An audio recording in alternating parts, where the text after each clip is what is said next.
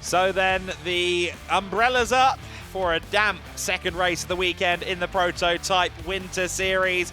It got underway with a solid start for David Drew. He was the early race leader in the 87 CLX Motorsport car, although Danny Sufi was trying to find a way by. But there again, Lawrence Hurt was trying to find his way past Danny, so it was a three-way scrap at the front, and it would be a moment for David Drew coming out of turn 7 that tripped up Sufi and allowed Lawrence Hurt into the race lead. Sufi then moved through into second for the time being, as the first lap continued to be a bit of a scrum and a bit of a fight, but David in the CLX Motorsport car managed to retaliate at turn 16, went the long way around on the outside, got squeezed a little bit by Danny, but Danny gave racing room as they continued to scrap for second. Of course, that was allowing Lawrence Hurt to drive away and allowing Mattis Bjerre-Jacobsen to make himself known as well.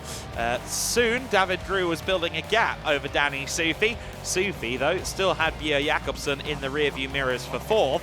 But if there was anyone left in the rearview mirrors for Lawrence Hurt after a few laps of the race, he was in control of a race where he was driving solo, since John Brownson, unfortunately, is feeling poorly today in the DKR engineering camp. So Lawrence Hurt driving solo, a golden opportunity for him to win and building the lead well in this first phase. Philip Lindbergh was struggling a bit towards the rear of the field for traction.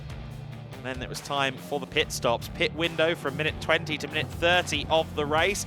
The likes of Danny Sufi and Lawrence Hurt, both solo drivers, both with long pit stops.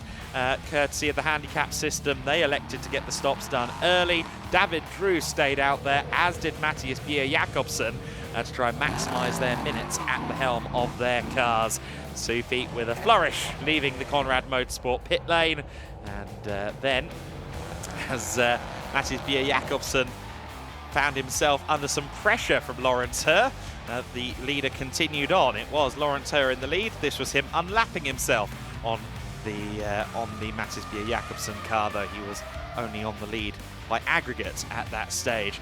Lindbergh in a spin, and Wolfgang Peyer taking over the Racing Experience number 12 car. For a fleeting moment, the Racing Experience machine would lead the race, courtesy of the pit stop handicaps, but very soon Lawrence Hurt was through and passed, and that was him getting himself past the 87 car to resume the race lead from Quentin Joseph. Joseph then found himself under pressure from Danny Sufi. Sufi moved through into second place. The 30 or so seconds of pit stop handicap in Quentin Joseph's favour, unfortunately not quite enough for the Belgian to hold off Sufi and Hurt. Philip Lindbergh, meanwhile, found himself closing in on Wolfgang Peyer for fourth position. Of course, Lindbergh, much like Sufi, and for this race, much like Lawrence Hurt driving solo, got past Peyer, but then nearly had a spin just a couple of corners later, pushing a little bit too hard in the high-class racing Ligier JSP 320. And it was a race win at the front of the order, about a dozen seconds in Lawrence Hurt's favour. A successful day for Lawrence and for DKR. Their first win anywhere in the world in 2025 came here in the Prototype Winter Series. DKR Engineering and Hurt win by 11.4 seconds over Danny Sufi for Conrad Motorsport. CLX Motorsport's Quentin Joseph finishing in third position overall, along with David Drew, of course.